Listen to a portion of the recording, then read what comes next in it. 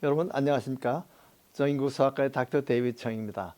오늘은 낫적혈구 빈혈이라는 이런 아주 이상한 그런 이름을 한번 가져와 봤는데요.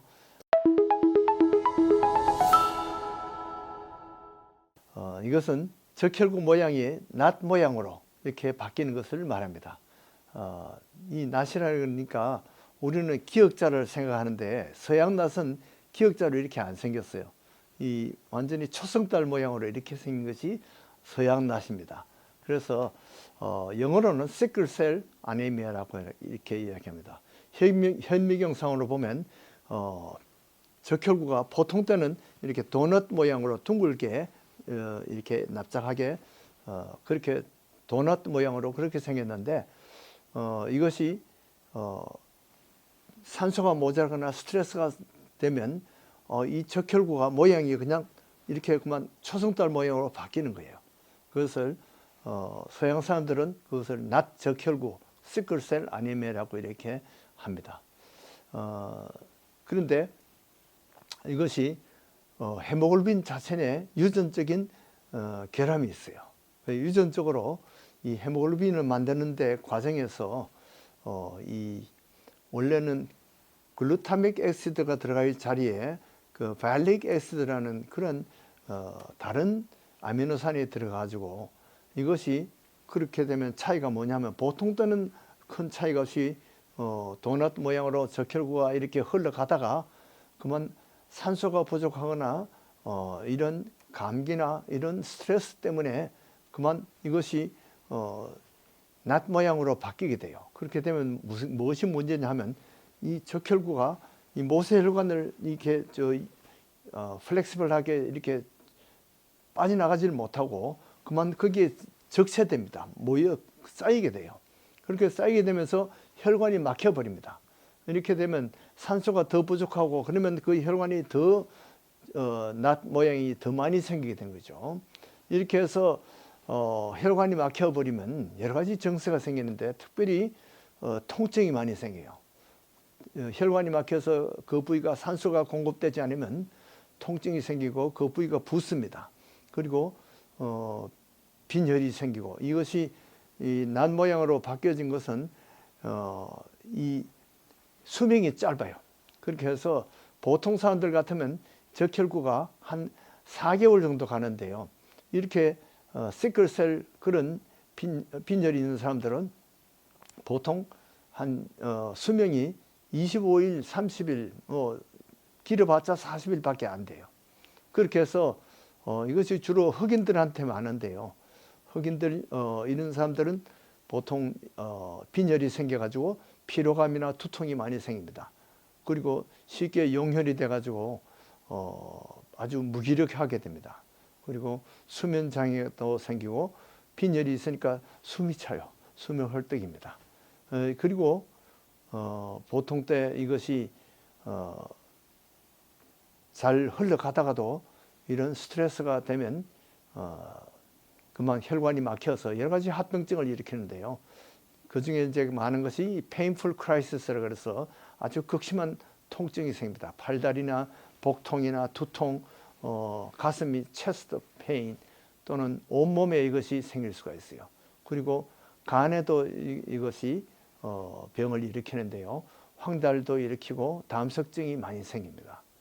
또 신장의 합병증은 이 단백뇨가 많이 생기고 혈뇨가 생겨요. 이거 다 결국은 이 시클이라는 그런 괴상한 모양의 그 헤모글빈이 혈류를 막아서 생기는 거예요.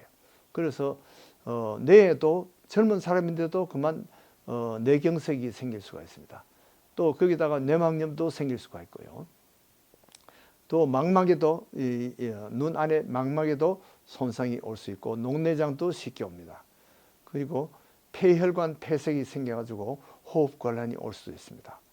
또 뼈도 이 골수에 그만 혈류가 모자라 가지고 통증이 생기고 그것 때문에 더 빈혈이 악화됩니다.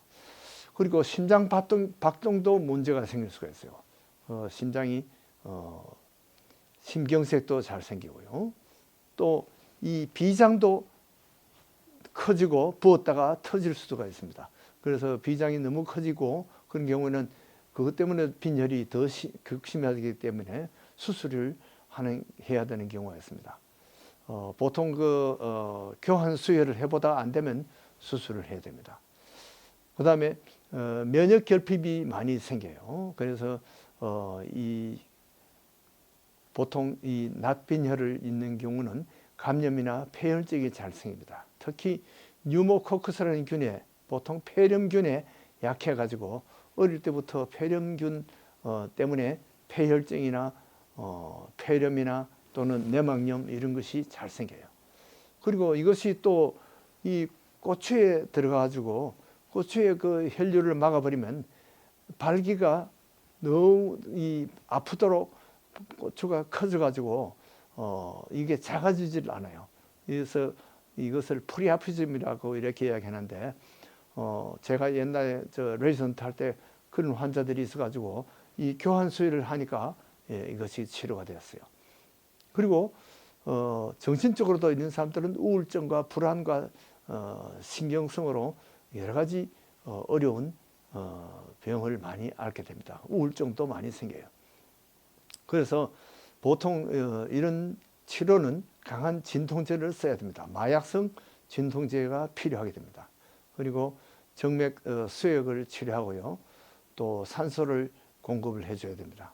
그리고 수혈을 자주 해야 돼요. 수혈을 아주 심한 합병증이 있을 때는 교환 수혈까지 해야 됩니다. 그것은 피를 일부에 혈관을 집어넣으면서 또 피를 빼야 돼요. 이 못 쓰는 피를 뽑아내야지 이 제대로 피가 순환이 잘 됩니다. 그리고 그렇게 하다 보니까 수혈을 많이 하다 보니까 수혈할 때마다 철분이 몸에 쌓여요. 그래서 철분 중독이 생깁니다. 그래서 철분 중독 때문에 심장마비까지 오는 경우도 있어요. 그래서 이 철분 제거하는 치료도 해야 됩니다. 요즘은 이제 의학이 발달되니까 이런 이 시클셀 아니미아도 이 골수 이식으로 근본적인 치료를 할 수가 있습니다. 그보다 이제 더 많이 발전된 것이 이제 유전자 치료인데요. 유전자를 치료해가지고 아예 그 헤모글빈을 만드는 그 과정에서 그 기본적인 것부터 이제 고치는 그런 치료를 지금 시험하고 있습니다. 그래서 이제 앞으로 그런 것이 많이 되면 이제 시클셀 환자들이 고생하는 일이 훨씬 줄어들 것으로 생각합니다. 사실 골수 이식을 하려고 해도 골수를 줄 사람이 그렇게 많지가 않아요. 그래서 골수 이식을 해도 또 그것이 100% 치료가 되는 것이 아닙니다. 골수 이식을 해도 이것이 낫지 못하고 골수 이식 과정 가운데 사망하는 경우도 있고 이렇게 해서 여러 가지 어려움이 많습니다. 그래서 어릴 때부터 너무 고생을 많이 하니까 야, 차라리 너는 빨리 천국 가는 게 더 좋지 않겠느냐 이런 생각을 제가 속으로 한 적도 있습니다. 그러나 의학이 이제 발달이 되니까 옛날에는 40세까지 밖에 못 살던 이 시클셀 환자들이 지금은 60세, 옛날에는 진짜 뭐 10살 미만에 죽는 경우가 굉장히 많았어요. 여러 가지 그 폐혈증이라든지 또는 이 심장이나 이 중요한 뇌 부부에 폐에 이것이 인팍션이 생겨가지고 혈류가 장애가 돼서 사망하는 경우가 많이 있는데 지금은 이런 사람들이 이제 많이 치료되니까 60세까지도 살아요. 보통 사람들이 뭐 80세 산다면 60세 같으면 그래도 많이 일찍 죽는 편인데요. 그러나 그런 사람들이 너무 고생을 많이 합니다. 평생 이 통증이나 이런 합병증으로 고생을 하게 돼요. 그러나 이런 고난이 어떤 면으로서는 변장된 축복이 될 수가 있습니다. 가난과 병이나 고통 때문에 이런 사람들이 예수님을 의지하게 되고 믿음을 가지고 기도를 많이 합니다. 겸손하고 성경에 보면 거지 나사로가 이 평생 고생을 하다가 천국에서 영생을 누리고 오히려 부자인 그 사람은 오히려 지옥 가서 고생하는 그런 비유가 있듯이 영원한 생명을 누리기 위해서 하나님께서 이 오히려 고생을 주시는 것이 그 사람들에게 복이 될 수 있습니다. 여러분들도 혹시 살다가 너무 고생스럽다 생각되시면 이 시클셀 환자 고생하는 것을 생각하고 하나님께서 나에게 이것이 영원한 천국으로 가기 위한 변장된 축복이라고 생각하시고 잘 견뎌내시기를 바랍니다. 안녕히 계십시오.